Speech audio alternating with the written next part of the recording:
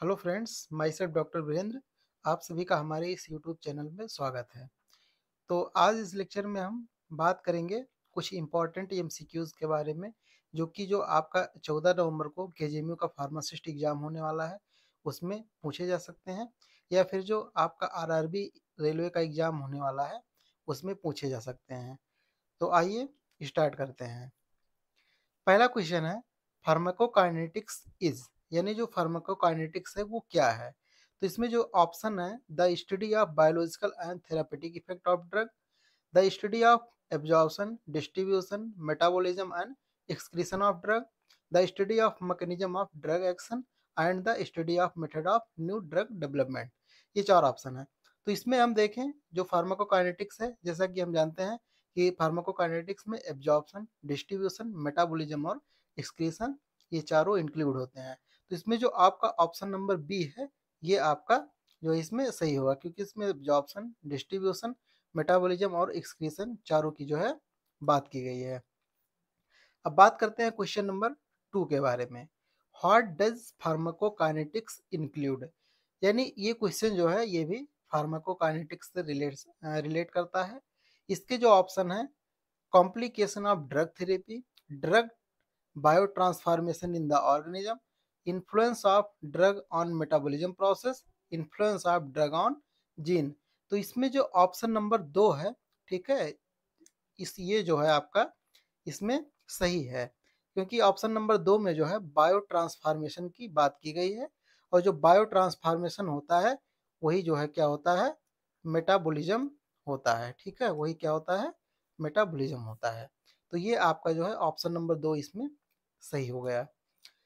अब बात करें क्वेश्चन नंबर 3 के बारे में। व्हाट डज फार्माकोकाइनेटिक्स इंक्लूड, यानी ये भी जो है कह रहा है कि फार्माकोकाइनेटिक्स में क्या शामिल हो सकते हैं। तो इसके जो ऑप्शन है, pharmacological effect of drugs, unwanted effect of drugs, chemical structure of A medicinal agent, distribution of drug in the organism. तो जो फार्माकोकाइनेटिक्स है उसका आप एडीएमई याद करिए। तो एडीएमई में आपका जो डी वाला है, ये डिस्ट्रीब्यूशन है। ठीक है, तो इसमें जो ऑप्शन नंबर 4 है, ठीक है, ये आपका सही हो जाता है, क्योंकि इसमें डिस्ट्रीब्यूशन दिया गया है, distribution of the drug in organism. तो इस तरीके से क्वेश्चन नंबर 3 का जो डी वाला ऑप्शन है, ये सही हो जाता है। फिर बात करें क्वेश्चन नंबर 4 के बारे में। The main mechanism of most drugs absorption in GI tract is, यानी जो मेन मैकेनिज्म होता है ज़्यादातर दवाओं का, जीआई यानी जो गैस्ट्रो इंटेस्टाइनल ट्रैक्ट होता है उसमें एब्जॉर्प्शन का। तो उसमें क्या होता है, तो जैसा कि हम लोग जानते हैं कि जो पैसिव डिफ्यूजन होता है, ठीक है, क्या होता है, पैसिव डिफ्यूजन, ये जो है मोस्टली कहाँ पे होता है, इंटेस्टाइन में होता है। क्यों होता है, क्योंकि ये जो है लिपिड से रिलेट करता है। तो इस तरीके से जो है इसमें आपका पैसिव डिफ्यूजन इसका करेक्ट आंसर जाएगा। फिर बात करें क्वेश्चन नंबर 5 के बारे में।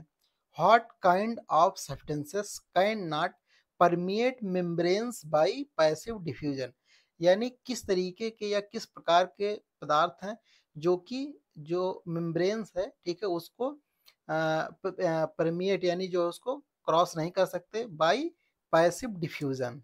ठीक है, बाय पैसिव डिफ्यूजन, यानी जो लिपिड सॉल्युबल होते हैं। तो इसमें आपका जो है क्या हो जाएगा, हाइड्रोफिलिक। हाइड्रोफिलिक वो सब्सटेंस होते हैं जो क्या होते हैं, वाटर लविंग मॉलिक्यूल होते हैं, वाटर, ठीक है, वाटर लविंग मॉलिक्यूल जो होते हैं, ठीक है, वाटर लविंग। तो इसलिए जो है हाइड्रोफिलिक इसमें वाटर लविंग मॉलिक्यूल है, तो ये क्या करेगा, पैसिव डिफ्यूजन से जो है क्रॉस नहीं कर सकता। तो ये इसका जो है ऑप्शन जाएगा इसमें डी वाला ऑप्शन। ठीक है, इसमें डी वाला ऑप्शन जाएगा करेक्ट। फिर हम बात करें क्वेश्चन नंबर 6 के बारे में। What is implied by active transport, मतलब एक्टिव ट्रांसपोर्ट क्या हो सकता है। तो इसके जो ऑप्शन है, इसमें आपको दिया गया है, transport of drugs through a membrane by means of diffusion, transport without energy consumption, engulf of drug by a cell membrane with a new vesicle formation। और लास्ट में देखिए ध्यान से, इसमें दिया गया है आपको ट्रांसपोर्ट अगेंस्ट कंसंट्रेशन ग्रेडियंट। तो इसमें जो है आपका ये फोर्थ वाला ऑप्शन, ठीक है, सही हो जाएगा, क्योंकि जो एक्टिव होता है, ठीक है, ट्रांसपोर्ट एक एक्टिव होता है और एक क्या होता है, पैसिव होता है। तो जो एक्टिव वाला होता है इसमें क्या करता है, ये एनर्जी को जो है, एनर्जी को कंज्यूम करता है ये, ठीक है, ये एनर्जी को कंज्यूम करता है। तो इस तरीके से जो है ये एक्टिव हो गया। तो इसमें जो है आपका ऑप्शन डी वाला सही जाएगा। अब बात करें क्वेश्चन नंबर 7 के बारे में। What does the term bio availability means? Pharmacology में बायो अवेलेबिलिटी से भी जो है कम्पिटिटिव एग्जाम्स में क्वेश्चन पूछे जाते हैं। जो लास्ट ईयर आरआरबी का पैरामेडिकल का एग्जाम हुआ था फार्मासिस्ट का, उसमें बायो अवेलेबिलिटी से क्वेश्चन पूछा गया था। तो इसके ऑप्शन हम पढ़ लेते हैं कि plasma, protein binding, degree of substance. दूसरा, permeability through the brain blood barrier, fraction of an अनचार्ज drug reaching the systemic circulation following any route administration. फिर डी में है amount of substance in urine relative to the initial dose. अब इसमें आप concentrate करिए, ठीक है, कुछ ऑप्शन नंबर 3 पे कि फ्रैक्शन, आप डिफिनेशन याद करिए बायोअवेलेबिलिटी का। बायोअवेलेबिलिटी क्या होता है कि किसी ड्रग का जो है एक छोटा सा मतलब फ्रैक्शन या अमाउंट जो है, जो कहाँ पहुँच जाता है, सीधे ब्लड सर्कुलेशन में पहुँच जाता है, तो वो क्या हो जाता है, बायो अवेलेबिलिटी हो जाता है। तो वही इसमें देखिए लिखा हुआ है, fraction of an अनचार्ज drug reaching the systemic circulation following any route administration, मतलब किसी भी रूट से जो है वो कहाँ पहुँच जाना चाहिए, ब्लड के अंदर पहुँच जाना चाहिए, जो ब्लड सर्कुलेशन है उसमें पहुँच जाना चाहिए। तो वो जो है आपका हो जाता है बायो अवेलेबिलिटी। तो इस तरीके से जो है ये पूरी तरीके से बायो अवेलेबिलिटी की डिफिनेशन हो जाती है। तो इसमें आपका जो है ऑप्शन नंबर 3 जो सी जो है ये सही माना जाएगा। फिर बात करें क्वेश्चन नंबर 8 के बारे में। The reason determining bioavailability are, ये भी बायो अवेलेबिलिटी का क्वेश्चन है। तो इसमें रियोलॉजिकल पैरामीटर्स ऑफ ब्लड ये होगा नहीं, amount of a substance obtained orally and quantity of intake ये भी नहीं होगा, extent of absorption and hepatic first pass effect, हाँ ये जो है इसका ऑप्शन, ठीक है, ऑप्शन नंबर सी, ठीक है, ये इसमें जो है सही जाएगा। क्योंकि extent of absorption and hepatic first pass effect जो है, ये जो है बायो अवेलेबिलिटी को, ठीक है, डिटरमाइन करते हैं। क्योंकि जो हिपैटिक फर्स्ट पास इफेक्ट है ये भी बायो अवेलेबिलिटी का एक फैक्टर है जो डिटरमाइन करता है, और एब्जॉर्प्शन भी जो है वो एक तरीके से बायो अवेलेबिलिटी को जो है डिसाइड करता है। तो इस तरीके से इसमें जो है ऑप्शन नंबर सी इसका सही माना जाएगा। फिर बात करें question number 9। Pick out the appropriate elementary route of administration when passage of drug through liver is minimized. यानी ये क्या कह रहा है कि जो एलिमेंट्री रूट है, रूट ऑफ एडमिनिस्ट्रेशन है, उसमें हम जो ड्रग का पासेस है वो लीवर में जो है कैसे उसको मिनिमाइज कर सकते हैं। तो इसमें आप ऑप्शन देखिए, इसमें ओरल दिया गया है, इसमें ओरल है, फिर ट्रांसडर्मल है, रेक्टल है और इंट्राड्यूडेनल है। तो इसमें जो रेक्टल वाला ऑप्शन है, ठीक है, रेक्टल वाला, ये आपका इसमें ऑप्शन सही माना जाएगा। क्योंकि जब आप रेक्टल रूट डिसाइड करेंगे तो ये क्या करेगा, ये जो है लीवर में ड्रग का जो वो है रूट है उसको जो है मिनिमाइज कर देगा। तो इस तरीके से इसमें रेक्टल रूट जो है इसका आंसर जाएगा। फिर बात करें क्वेश्चन नंबर 10 के बारे में। Which route of drug administration is most likely to lead to first pass effect? यानी जो रूट है, ठीक है, ड्रग ऑफ एडमिनिस्ट्रेशन का, वो कौन है जो फर्स्ट पास इफेक्ट को जो है लीड करता है? तो इसमें आपको कुछ नहीं सोचना है, ठीक है, इसमें आपको आंसर कर देना है इंट्रावेनस। इसमें आपका ऑप्शन जाएगा जो है इंट्रावेनस। यानी इंट्रावेनस रूट क्या है, ये करता है 100% बायो अवेलेबिलिटी, ठीक है, तो ये जो है इसका आंसर जाएगा, ठीक है, ये जो है इसका आंसर चला जाएगा, ठीक है, इंट्रावेनस। फिर बात करें क्वेश्चन नंबर 11 के बारे में। Pick out the parental route of medicinal agent administration, ठीक है, यानी जो ये रूट दिए गए हैं, ठीक है, इसमें से कौन सा जो है पैरेंटल रूट का जो है एडमिनिस्ट्रेशन का रूट है। तो इसमें आप देखिए रेक्टल, ओरल और सबलिंगुअल, ये क्या हो गया, ये हो गया इंटरल का, ठीक है, ये हो गया इंटरल का। और इसमें जो इनहेलेशन वाला है ये आपका जो हो गया पारेंट्रल का, ठीक है, ये आपका पारेंट्रल का हो गया। फिर बात करें क्वेश्चन नंबर 12 के बारे में, what is the reason of complicated penetration of some drugs through blood sorry brain blood barrier, ठीक है, इसमें उल्टा कर दिया है, इसको ब्लड ब्रेन बैरियर करना चाहिए था, ठीक है। तो इसमें आपका जो ऑप्शन दिया गया है, high lipid solubility of a drugs, meningitis, absence of pores in the brain capillary endothelium, high endocytosis degree in the brain capillary. तो मेरे हिसाब से इसका आंसर जो है आपका सी जाना चाहिए, क्योंकि ये कह रहा है कि जब कॉम्प्लिकेटेड पेनिट्रेशन, ठीक है, कुछ ड्रग्स का होता है ब्लड ब्रेन बैरियर में, तो वो क्यों होता है, ठीक है, तो वो इसी वजह से होता है कि absence of pore in the brain capillary endothelium, यानी जो ब्रेन कैपिलरी इंडोथेलियम है उसमें जो पोर्स होते हैं, ठीक है, वो absent होते हैं, तो उस वजह से जो है ब्लड ब्रेन बैरियर को क्रॉस करने में कुछ दवाओं को जो है परेशानी होती है। तो इस हिसाब से इसका ऑप्शन जो है सी सही जाना चाहिए। फिर बात करें क्वेश्चन नंबर 13 के बारे में, the volume of distribution BD relates, ठीक है, तो वॉल्यूम ऑफ डिस्ट्रीब्यूशन रिलेट करेगा, इसमें ऑप्शन देखिए, single to a daily dose of an administration drug नहीं होगा, an administered dose to a body weight ये भी नहीं होगा, an unchanged drug reaching to the systemic circulation, ये आपका जो है अवेलेबिलिटी का डिफिनेशन हो जाता है। फिर कंसंट्रेट करिए आप ऑप्शन नंबर डी पे, ठीक है, the amount of a drug in the body to the concentration of drug in plasma, यानी डिस्ट्रीब्यूशन कहाँ पे होगा, प्लाज्मा में होगा, तो आप प्लाज्मा को ध्यान में रखिए।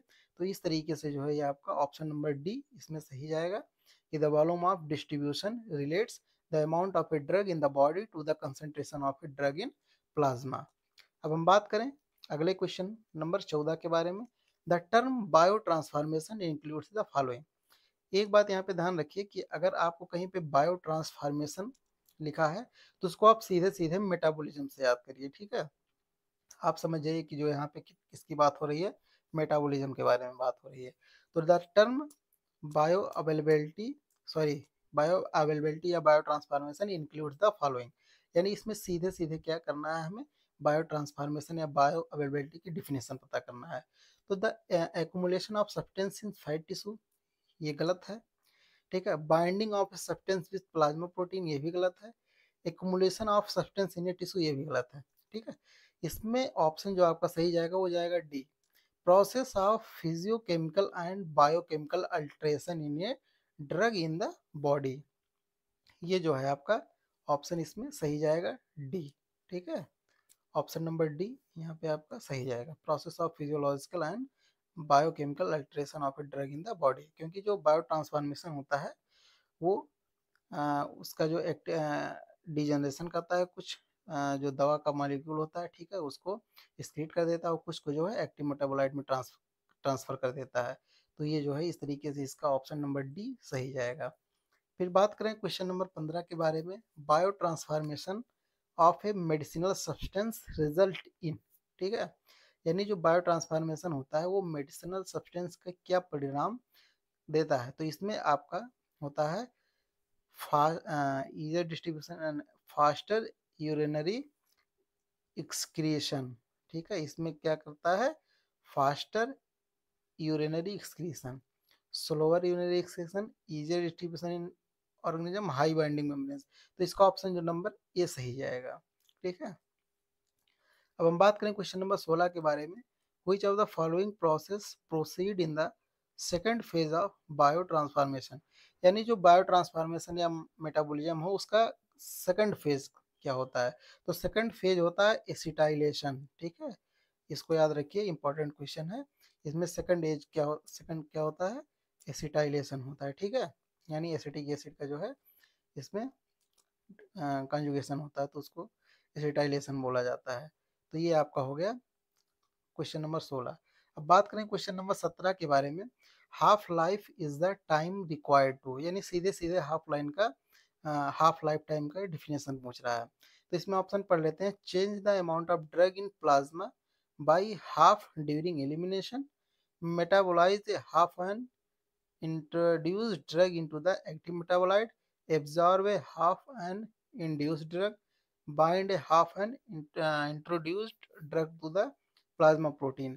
तो मेरे हिसाब से इसमें क्वेश्चन नंबर बी जो है, ठीक है, वो सही जाना चाहिए, क्योंकि जो हाफ लाइफ टाइम होता है वो मेटाबॉलिज्म का जो है हाफ लाइफ होता है, और जो metabolism a half of an induced drug into the active metabolite, जो एक्टिव मेटाबोलाइट में चेंज करने में जो टाइम लगता है, ठीक है, वो हाफ लाइफ टाइम होता है। तो इस तरीके से क्वेश्चन नंबर बी जो है, सॉरी, ऑप्शन नंबर बी इसमें सही जाना चाहिए। फिर बात करें क्वेश्चन नंबर 18 के बारे में, half life does not depends on, यानी ये कह रहा है कि जो हाफ लाइफ होता है वो किस पे डिपेंड नहीं करता है। तो हाफ लाइफ जो लाइफ जो होता है, ये आपका टाइम ऑफ ड्रग एब्जॉर्प्शन, ठीक है, टाइम ऑफ ड्रग एब्जॉर्प्शन पे डिपेंड नहीं करता है। बाकी ये आपका बायो ट्रांसफॉर्मेशन पे भी डिपेंड करेगा, concentration of a drug in plasma पे भी डिपेंड करेगा, और रेट ऑफ ड्रग एलिमिनेशन पे भी डिपेंड करेगा, लेकिन ये टाइम ऑफ ड्रग एब्जॉर्प्शन पे डिपेंड नहीं करेगा। तो इसमें आपका जो है क्वेश्चन नंबर 18 का ऑप्शन नंबर बी जो है सही आंसर है। फिर बात करें क्वेश्चन नंबर 19 के बारे में, इलिमिनेशन रेट कांस्टेंट, जिसे किलिम कहा जाता है, is defined by the following parameters, ठीक है। तो ये जो होता है इलिमिनेशन रेट कांस्टेंट किलिम जो होता है, ठीक है, ये ऑप्शन इसमें है rate of absorption, maximum concentration of a substance in plasma, और हाईएस्ट सिंगल डोज नहीं, ये हाफ लाइफ होता है, ठीक है, ये हाफ लाइफ का ही दूसरा नाम होता है, ठीक है, हाफ लाइफ को जो ही किलिम या इलिमिनेशन रेट कांस्टेंट बोला जाता है। तो इसका ऑप्शन नंबर डी जो है वो सही जाएगा। फिर बात करें लास्ट क्वेश्चन के बारे में, क्वेश्चन नंबर 20 के बारे में, systemic clearance is related with, यानी जो सिस्टमिक क्लियरेंस होता है वो किससे संबंध रखता है। तो इसमें ऑप्शन है only the concentration of substance plasma, only the elimination rate constant, volume of distribution, half life and elimination rate constant, bio availability and half life. तो इसमें जो ऑप्शन नंबर सी है उसको आप थोड़ा ध्यान से देखिए। इसमें ऑप्शन नंबर सी में देखिए, volume of distribution, half life और एलिमिनेशन रेट कांस्टेंट, ठीक है, तीनों चीज़ों को दिया गया है। तो जो सिस्टमिक क्लियरेंस होता है, ठीक है, वो तीनों से जो है संबंध रखता है, यानी डिस्ट्रीब्यूशन से भी रखता है, और हाफ लाइफ से और एलिमिनेशन से भी ये संबंध रखता है। तो क्वेश्चन नंबर 20 का जो है option number C correct answer है। तो उम्मीद करते हैं कि ये क्वेश्चन आपको अच्छा लगा होगा, ठीक है, आप हमारे चैनल को लाइक करें, शेयर करें और सब्सक्राइब करें, और जो है ऐसे आपको अच्छे अच्छे जो है ऑब्जेक्टिव क्वेश्चन में सॉल्व कराता रहूँगा। ठीक है, धन्यवाद।